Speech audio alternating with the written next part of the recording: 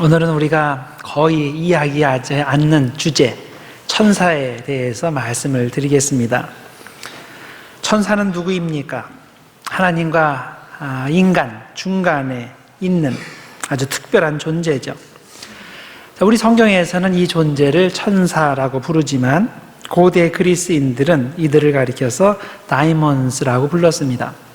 이 다이몬이라는 단어가 나중에 기독교 세계에서는 디몬이라는 그런 단어로 바뀌어서 나쁜 의미로 사용이 됐죠. 악마라는 의미로 사용됩니다. 그러나 원래 그리스인들은 이들을 하위 신들로서 사용했습니다.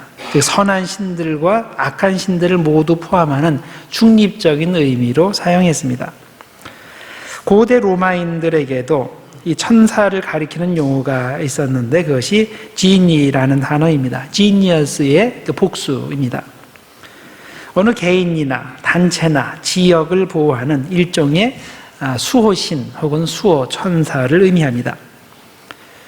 기독교에서 말하는 천사들과 이렇게 고대 그리스인들이나 로마인들이 말하는 하위신들이 같은 개념일까요? 그렇지는 않습니다. 그들이 말하는 하위신들은 소위 상위신들과 근본적으로 차이가 없는 존재들입니다. 상위신들이나 하위신들이나 동일하게 완전하지 못한 존재들입니다. 그래서 그 신들은 한쪽 분야에서만 힘을 발휘합니다. 예를 들어서 비바람이나 폭풍우와 같은 그런 영역이나 전쟁의 영역이나 사랑의 영역이나 죽음의 영역이나 아니면 지리적으로 봐서 아테네나 아니면 로마나 이런 특정 지역에서만 힘을 발휘하는 제한적 존재들입니다. 그리고 또 다른 신들의 영역에서는 전혀 힘을 발휘하지 못합니다. 그러면 기독교에서 말하는 천사들은 하나님과 어떤 관계가 있습니까? 피조물과 창조자의 관계에 있습니다.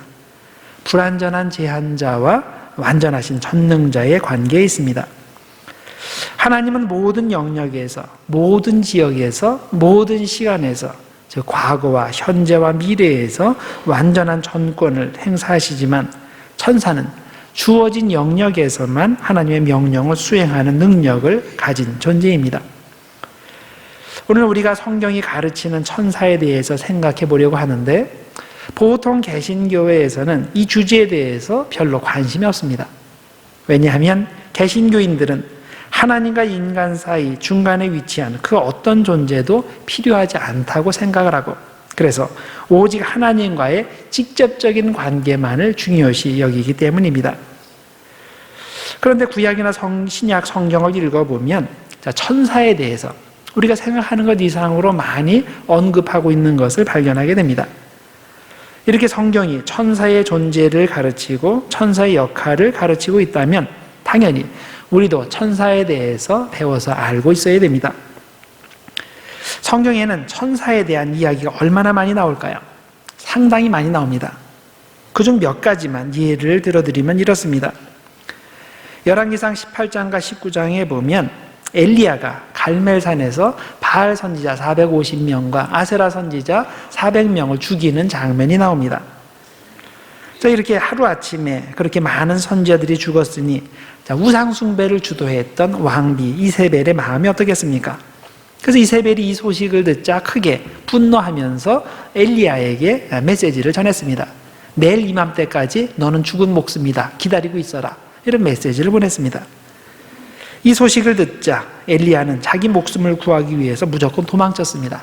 아무도 자기를 찾을 수 없는 광야로 들어갔습니다. 그리고 광야 한가운데 로뎀나무 아래에 앉아서 하나님께 울면서 기도했습니다. 하나님, 이렇게 사느니 차라리 죽는 게 낫습니다. 이 자리에서 죽여주십시오.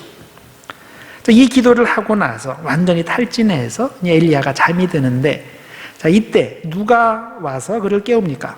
천사가 와서 그를 깨웠다라고 되어 있습니다. 그래서 그를 깨우고 나서 물과 떡을 먹게 했고 그것을 먹고 나서 엘리야가 다시 한번 깊은 잠에 빠지고 그 다음에 깨워서 또 한번 먹고 마시게 하고 그 다음에 엘리야가 호렙산으로 이동하게 됩니다. 열왕기하 6장에 보면 아람 군대가 밤중에 몰래 엘리사가 있는 곳을 에워싸는 이야기가 나옵니다. 아람 왕이 이스라엘을 공격하기 위해서 장군들과 함께 비밀 계획을 세우게 되면 이스라엘 왕이 어떻게 그것을 아는지 매번 길목을 지키고 방어하는 겁니다. 왜 그럴까? 아람 왕이 조사를 해보니까 이 이스라엘은 엘리사라는 선지자가 있는데 그 엘리사가 이 아람 왕의 계획을 미리 알고 이스라엘 왕에게 다 알려준다는 겁니다. 그래서 아람 왕은 이 엘리사를 먼저 처치해야 되겠다 생각을 하고 밤중에 군대를 풀어서 엘리사가 있는 곳을 포위하게 합니다. 아침에 엘리사의 종이 일어나서 밖에 나가서 보니까 사방에 아람 군대가 쫙 깔려 있는 거죠. 자, 그래서 급히 엘리사에게 와서 소리칩니다. 우리 큰일 났습니다. 꼼짝없이 죽게 됐습니다. 아람 군대가 쫙 퍼져 있습니다. 자, 이때 엘리사가 뭐라고 말했습니까? 걱정하지 말아라. 그들 군대보다 우리 군대가 훨씬 많다. 자, 그리고 나서 하나님께 기도했습니다. 종의 눈을 열어서 하나님의 군대를 보게 해달라고 기도를 했습니다. 그래서 종의 눈이 열리고 나서 다시 한번 그가 보니까 하나님께서 보내신 불말과 불병거들이 산에 가득해서 엘리사와 자기를 보호하고 있는 것이 눈에 보입니다. 자, 이들이 누굽니까? 바로 천사들입니다. 자, 성경에서는 직접적으로 천사들을 언급하지는 않았지만은 불말과 불병거를 모으는 존재들은 당연히 천사들이라는 것을 우리들이 알고 있습니다. 자, 다니엘서에도 보면 천사 이야기가 많이 나옵니다. 다니엘서 5장에 보면 다니엘이 사자굴에 들어가게 됐는데 사자에게 먹히지 않았죠. 그 이유가 뭡니까? 바로 천사가 그를 보호했기 때문입니다. 그래서 나의 하나님이 이미 그의 천사를 보내어 사자들의 입을 봉하셨으므로 사자들이 나를 상해하지 못하였다라고 합니다. 또 다니엘 9장에 보면 다니엘이 기도할 때 하나님께서 기도의 응답으로 가브리엘 천사를 보내신 것을 우리들이 알고 있습니다. 또 다니엘 10장에 보면 다니엘이 천상의 환상을 보았는데 그가 다니엘을 돕기 위해서 빨리 오려고 했는데 바사 왕국의 군주, 즉 악한 천사가 중간에 방해를 해서 3주가 지나게 되었다는 겁니다. 마침 미가엘 천사가 나타나서 그 천사를 도와서 늦게나마 다니엘에게 이렇게 왔다고 말하는 장면이 다니엘에 나옵니다. 자, 신약은 어떨까요? 신약에도 역시 천사들에 대한 이야기가 많이 나올까요? 그렇습니다. 자, 누가복음에 보면 세례 요한의 아버지 사가랴에게 가브리엘 천사가 나타나서 세례 요한의 탄생을 알려주죠. 또 예수님의 어머니인 마리아에게 나타나서 예수님의 탄생을 알려준 천사도 역시 가브리엘 천사입니다. 마태복음에서는 예수님의 아버지 요셉에게 천사가 나타나서 예수님의 탄생을 알려주는데 여기에서는 그 이름은 나오지 않습니다. 또 예수님께서 광야에서 40일 금식하실 때 사탄에게서 3가지 시험을 받으셨는데 예수님께서 사탄의 시험을 다 이기시고 사탄들이 다 떠나고 나서 천사들이 나와 수정 들었다라고 되어 있습니다. 또 예수님이 겟세마네 동산에서 기도하실 때도 역시 천사가 등장하죠. 천사가 하늘로부터 예수께 나타나 힘을 더하였다라고 되어 있습니다. 또 여러분들 요한계시록에 가서 보면 천사들 이야기 굉장히 많이 나오죠. 제가 성경에 나오는 천사들 이야기를 몇 가지만 들어드렸는데 성경을 자세히 조사해 보면 정말 많은 예들이 나옵니다.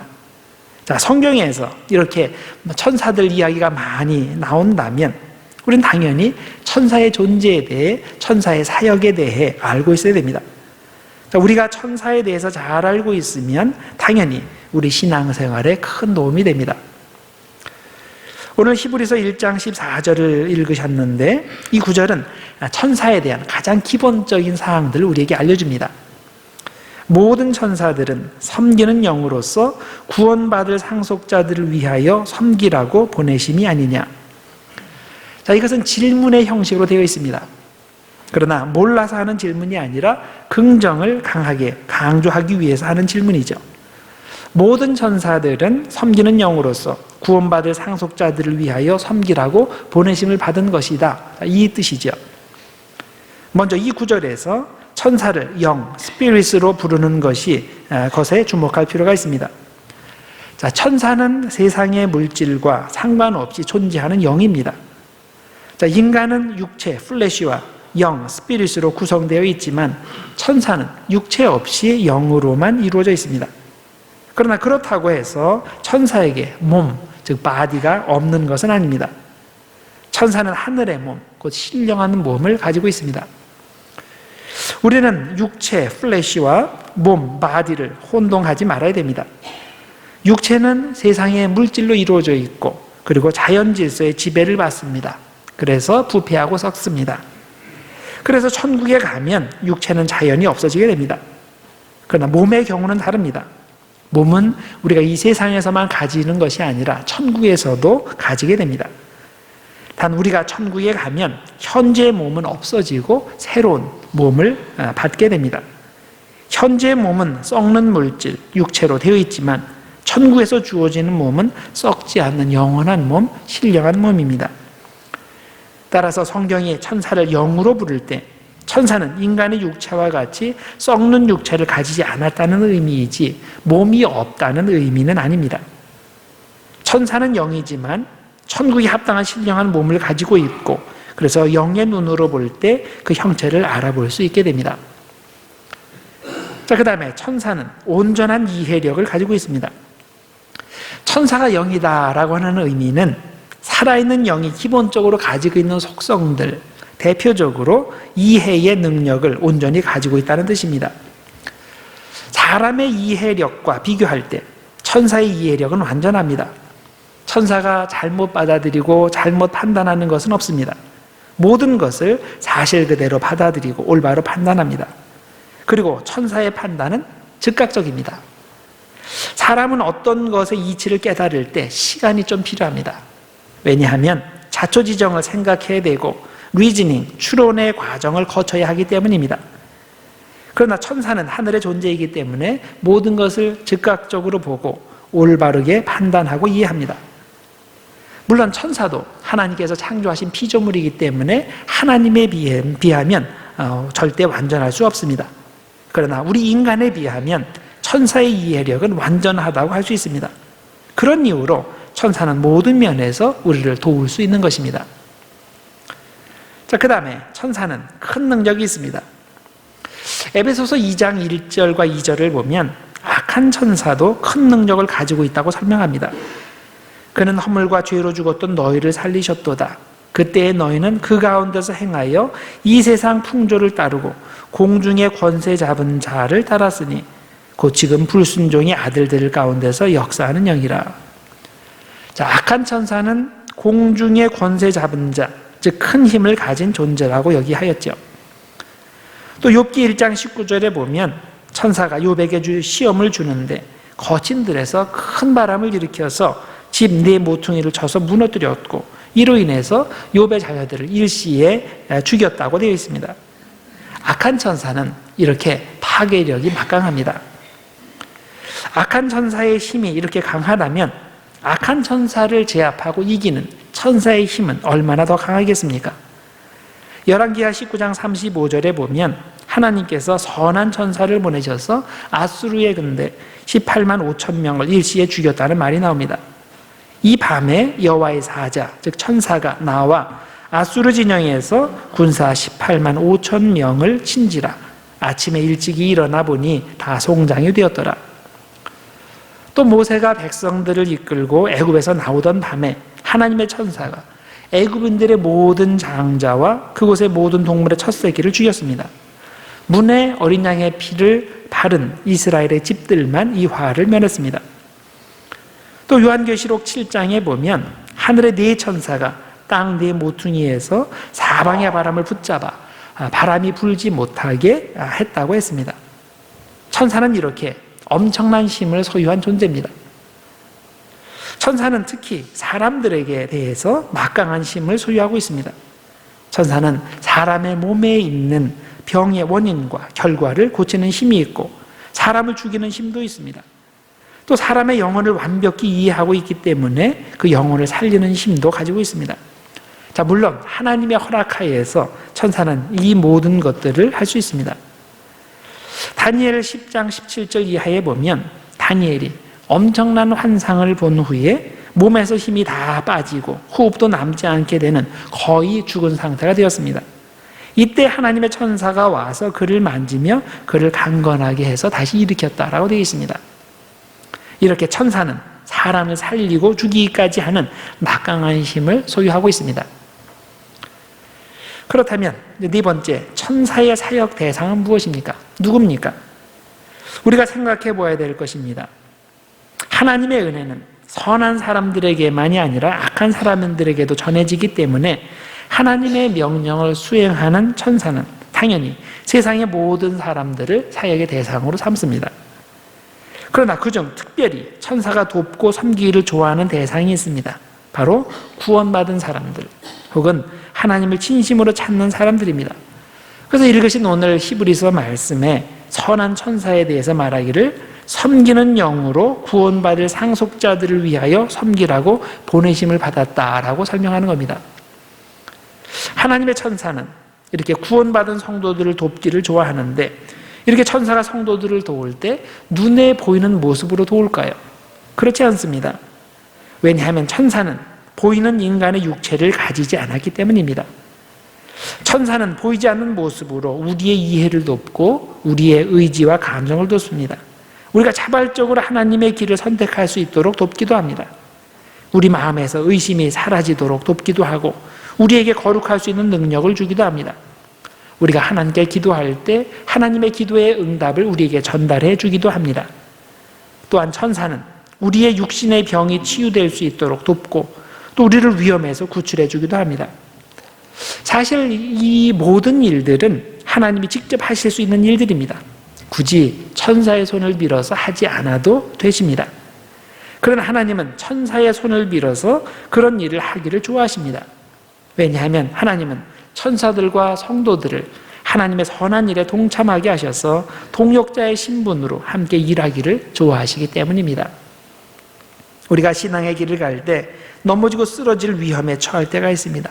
자, 그럴 때면 나를 잘 아는 신앙의 선배 혹은 친구가 나를 도와줄 수 있습니다. 내가 알지 못하는 사이에 나를 도울 수도 있고 그리고 나에게 어떤 귀한 조언을 해주어 내가 위험을 피할 수 있게 해주기도 합니다. 자, 겉으로 보면 단순히 나를 잘 이해하는 사람이 나를 돕는 것이지만 궁극적으로는 하나님께서 그 사람을 통해서 나를 도와주시는 것입니다. 이것이 하나님께서 일하시는 방법입니다. 하나님께서는 혼자 일하시지 않고 누군가를 통해서 일하기를 좋아하십니다. 마찬가지로 하나님께서는 천사를 통해서도 우리를 돕기를 좋아하십니다. 이때 분명한 것은 하나님께서 천사를 통해서 도우실 때는 사람이 나를 돕는 것보다 더 확실하게 나를 도우신다는 사실입니다. 하나님의 뜻에 자주 불순종하는 사람들을 통해서도 하나님께서 많이 우리를 도우신다면 하나님의 뜻대로 100% 순종하는 천사를 통해서는 얼마나 더 확실히 우리를 도우실 수 있겠습니까? 그래서 우리는 항상 하나님의 천사에 대해서 감사의 마음을 품고 있어야 하는 겁니다. 천사를 마치 하나님처럼 숭배하고 예배하라는 뜻이 아니라 천사의 존재를 알고 천사가 하는 일을 알고 감사의 마음으로 천사의 사역에 적극적으로 동조하고 협력해야 한다는 뜻입니다.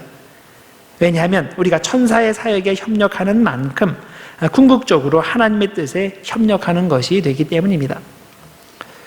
오늘 우리가 천사의 존재에 대해 천사의 사역에 대해서 다각도로 검토해 보았는데 우리가 이렇게 한 이유가 무엇이겠습니까? 현재 우리의 신앙생활에 어떤 유익이 있기에 오늘 여러분과 제가 이렇게 천사에 대해서 이야기합니까? 자, 두 가지를 말씀드릴 수 있습니다. 첫째는 우리가 천사를 이해하면 하나님의 함께 하심을 더 잘 이해할 수 있게 됩니다. 만일 천사가 있다면 그리고 천사가 하나님의 명령에 따라서 우리를 돕는 것이라면 우리에게 일어나는 모든 것들은 우연하게 일어난 일이 아니라 하나님의 도우심인 겁니다. 내가 큰 위험에서 기적적으로 구출되었다면 그것은 우연이 아니라 천사의 사역 때문인 것입니다. 하나님께서 천사를 보내어 나를 구원해 주신 겁니다. 그래서 살아계신 하나님을 믿는 사람에게는 우연이 없습니다. 모든 것이 하나님의 섭리하에 이루어지는 것이고 하나님께서는 천사들을 통해서 언제나 우리와 함께 하시고 또 우리를 도와주시는 것입니다. 두 번째로 천사를 이해하면 내가 하나님의 뜻에 더 잘 순종할 수 있게 됩니다. 천사는 자기 일을 하는 것이 하나도 없습니다. 오직 하나님의 뜻에 따라서만, 하나님의 뜻에 순종하여 하나님께서 원하시는 일만 합니다. 특히 사람들이 하나님을 찾을 수 있도록 도와주고 구원받은 성도들이 천국에 무사히 이르도록 도와주는 일을 수행합니다. 아마 천사가 이렇게 100% 하나님의 뜻에 순종하는 것을 염두에 두시고 예수님께서 제자들에게 기도문을 가르쳐 주신 것이 아닌가 생각합니다. 아버지의 뜻이 하늘에서 이루어지는 것 같이 땅에서도 이루어지게 하옵소서라는 그런 내용이 들어가 있죠. 하늘에서는 천사들을 통해서 하나님의 뜻이 100% 그대로 이루어집니다. 자, 그렇다면 그런 천사의 도움과 보호를 받는 우리도 하나님의 뜻에 온전히 순종하기 위해 노력하는 것이 맞지 않을까요? 천사는 하나님의 뜻에 따라 자신을 바쳐서 우리를 섬기는데, 그런 천사의 섬김을 받는다는 것을 아는 우리가 어떻게 나 자신을 위해 이기적으로 살 수 있겠습니까?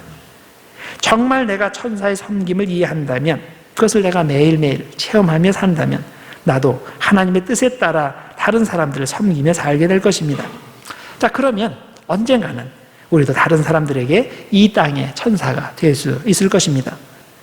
하늘의 천사가 하나님의 뜻대로 온전히 순종하는 것처럼 우리도 이곳에서, 이 땅에서 온전히 하나님의 뜻에 순종하여서 이웃을 섬기는 그런 이 땅의 천사들 모두 되시기를 주님의 이름으로 축원합니다. 기도하겠습니다. 하나님 아버지, 감사합니다. 오늘 천사에 대해서 우리들이 배우게 하시니 감사합니다. 하나님, 하나님께서 천사를 통해서 하나님의 뜻을 온전히 이루게 하신 것처럼 하나님, 저희를 통해서도 천사의 사역을 통해서 하나님의 뜻을 이루어 주시기를 소원합니다. 아울러서 더불어 우리가 나 자신만을 위해 사는 것이 아니라 내 이웃에게 나의 도움이, 하나님의 도움이 필요한 자들에게 이 땅의 천사가 되어서 하나님의 도움을 그들에게 줄 수 있도록, 그래서 그들을 이렇게 세워서 천국의 길을 함께 갈 수 있는 우리 모두 될 수 있도록 하나님 축복하여 주시옵소서. 예수님의 이름으로 기도드렸나이다. 아멘.